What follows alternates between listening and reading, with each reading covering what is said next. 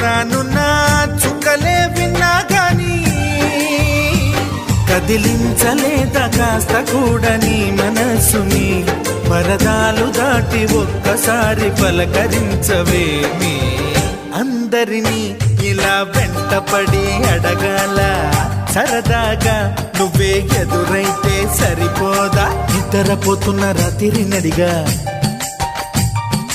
గుటికి చేరిన గువ్వల నడిగా